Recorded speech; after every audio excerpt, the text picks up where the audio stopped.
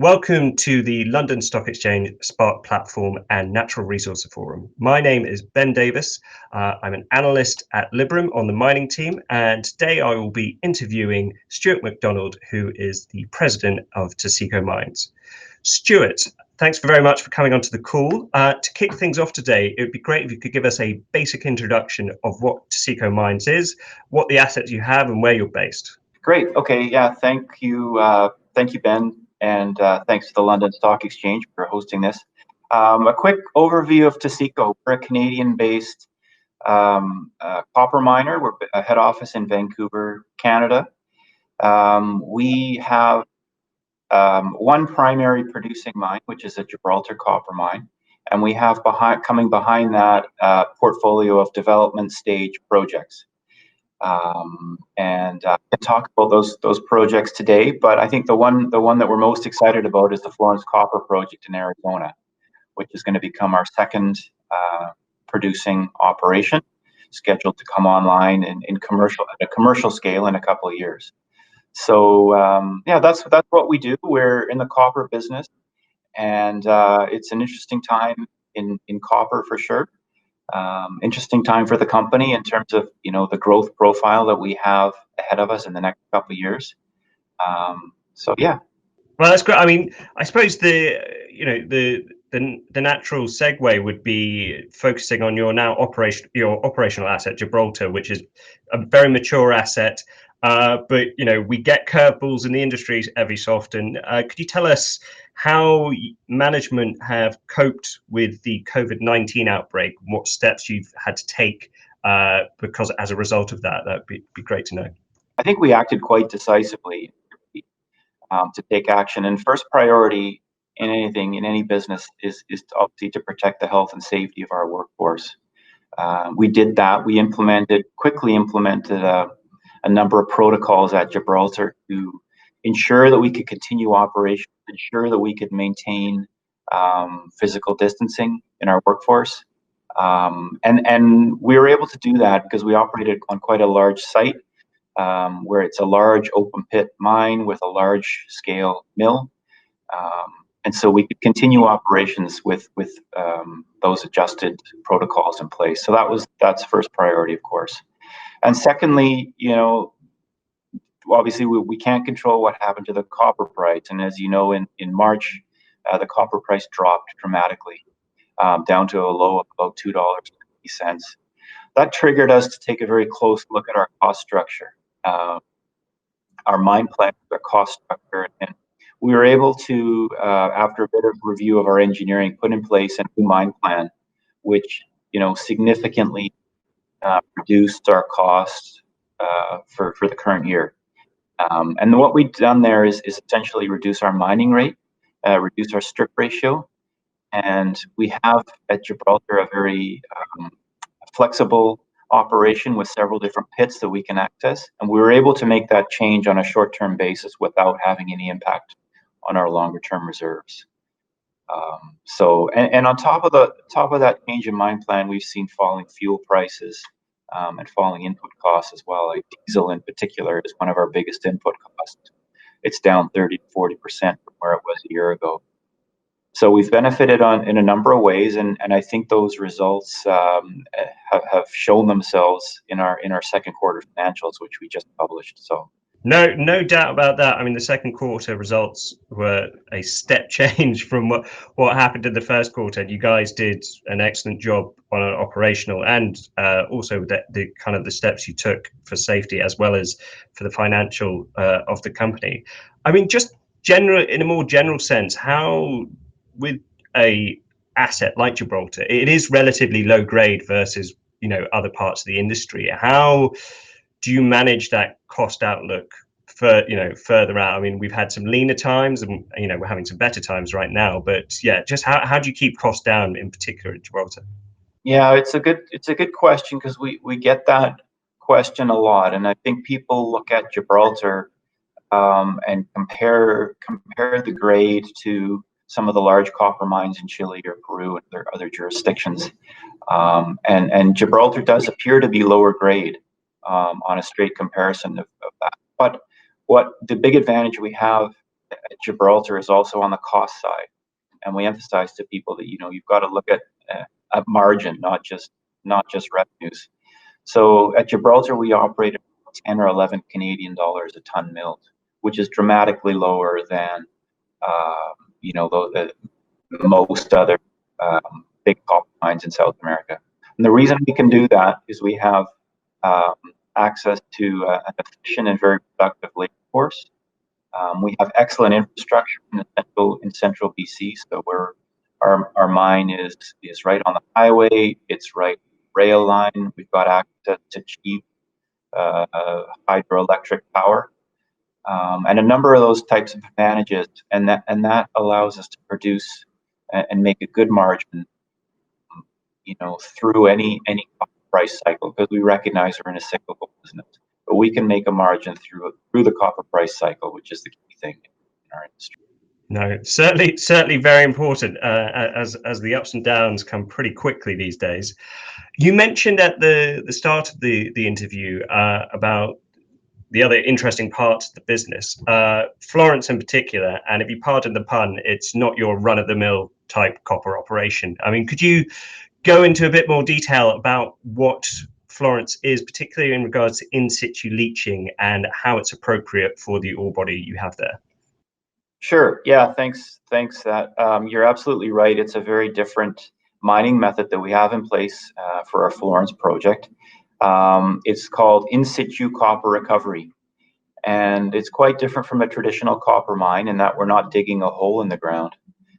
We're actually drilling a well field into the ore body, and injecting a diluted sulfuric acid solution into the ore body, which is then travels through the ore body and gets recovered through recovery wells. At that point, we have copper in solution, which is processed on surface.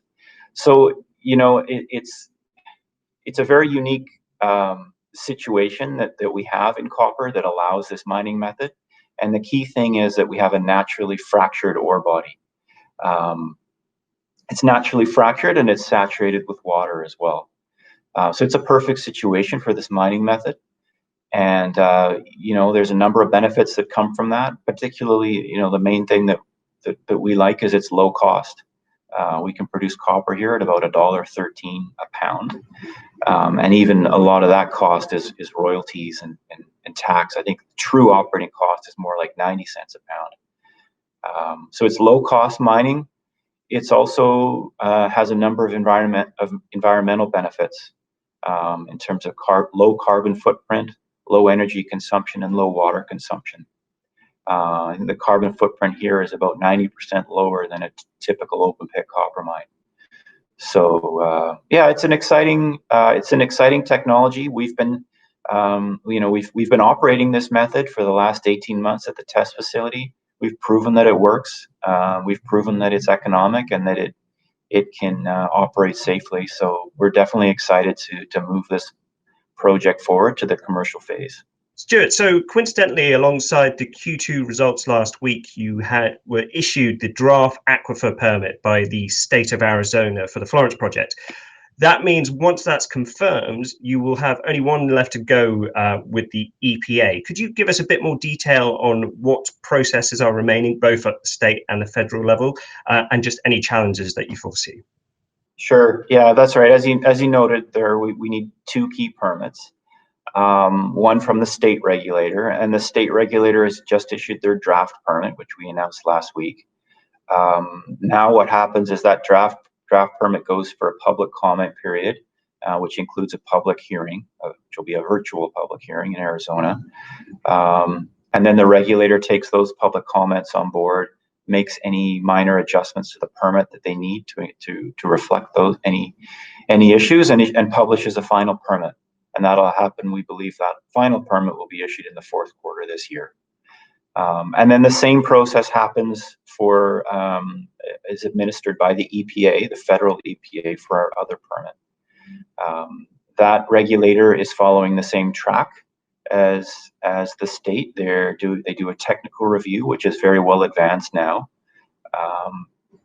And to this point, we haven't seen any significant new issues arising. And that's the federal regulator will also issue a draft permit later this year, and we expect final permits from the federal regulator early in 2021. So in those first few months, first quarter of next year. So at this point, no, it's really on track. This is a project that has been well known and well followed by these regulators for the last 6 or 7 years. Really, we've been working with these two agencies to ensure that we can design and operate this mine properly. And the proof is really in the pudding with the results that we have from the test facility in the last 18 months. Great stuff. So, here's hoping that we get it before the end of the year, but obviously these things are sometimes could be a bit more art than science. With that then in place, where you'd be looking to finance the project, how do you see that going forward? What's your ideal sort of structure, and also just in particularly with regards to the $250 million of debt you already have due in June 22? How's that going to unfold? The way that we see this playing out, and this is a plan we've been working on for a while now. We would like to fund Florence with a injection of equity, but at the asset level, and so we would do that by selling a minority interest in the project. This is our objective anyway.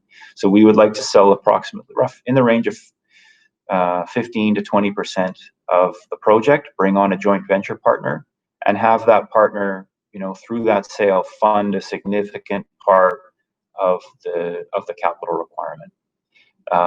And then once we have that in place, fill in the remaining funding requirements with potentially project level debt, or potentially a royalty or stream transaction. We're fortunate again at Florence, where we've got a lot of margin to work with, and so there's a lot of capacity here to potentially sell a royalty, which would fund the capital as well. So we've got a number of options that we're working towards. We're going to do the best thing that we can for shareholders to create an accretive transaction here, finance it the right way. And try to crystallize some value as well at the same time. It's a valuable asset. As I said, the asset itself has got an NPV of about $700 million US. We're not getting that value in our stock, and I think once we show that this project is financed and permitted, we will see a big re-rating in our equity. You do have other assets. I mean, could you quickly touch on those and what likelihood you ever see of those coming to fruition, and how that might unfold? Just briefly, the strategy of the company, I think, has been pretty consistent in the last 20 years, and that's really to bring in projects at an earlier stage and advance them through engineering studies, permitting, and development using our own team. And we did that at Gibraltar. We acquired that originally in 1999, restarted it in 2004, and invested and expanded that operation to what it is today. At Florence, we acquired that asset in 2014, and we're in the process of developing that into an operation as well, following that same track. So we're going to do the same thing, and I think the next, we'll continue to do that with advancing our pipeline. The next one in our pipeline that we would rate as our third priority and our potentially our third operation would be the Yellowhead Copper project. This is a project we acquired a year ago. It's a large open pit copper deposit in central BC. It's very similar. It would be a very similar type of mining to what we're doing at Gibraltar. So we have a lot of expertise at Gibraltar that we think we can bring to bear at Yellowhead. But it needs to go through permitting as well. It's going to take some time. We've got a couple of years of permitting work to do, but we'll advance that quietly with our team. And in 2022, we have Florence coming on stream and beginning to ramp up. We think Yellowhead could slot in potentially as another project that would be construction ready around that time in maybe 3 years. So we advance them, as I said, quietly. We try not to spend too much capital on the pipeline because, again, we use our team and try to minimize costs as we can, but we do advance them and de-risk them. What would be great, going forward is if we could have having this sort of copper recovery that we're seeing. I mean, just to finish on a general note, how do you feel the rest of the year is going to pan out for copper? I mean, if you were a betting man, higher from here? It's it's a hard thing to bet on, isn't it? Because we've seen such volatility, down to 220 and a rapid recovery back. And we're all of a sudden we're at higher prices today than we were at the start of the year. So who would have predicted that volatility? But I think there's a number of dynamics here in the short term that really look positive. When you have China, the world's largest buyer of copper, is aggressively investing and building infrastructure and recovering, coming out of the pandemic aggressively in their consumption. They're the number one buyer in the world. They account for 45-50% of global demand. So that's on the demand side. You've got a hungry customer, and then on the supply side, Chile and Peru, your two largest copper producing countries, are having real challenges maintaining supply, both from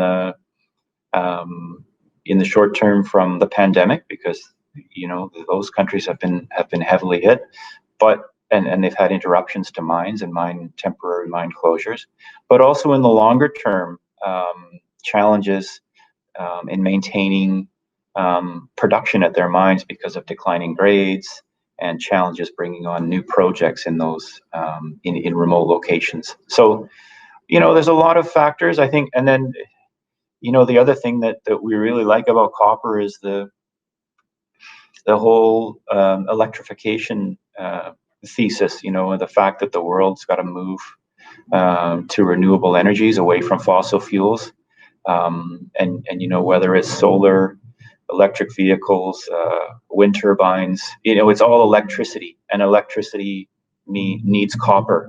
No, it sounds like a great setup, and I wish you all the best of luck with this year that we're having, and the continued success at Taseko Mines. Thanks very much, Stuart, for coming on board. I really appreciate it, and thanks again to the London Stock Exchange. Great. Okay. Thank you, Ben. Nice to talk to you.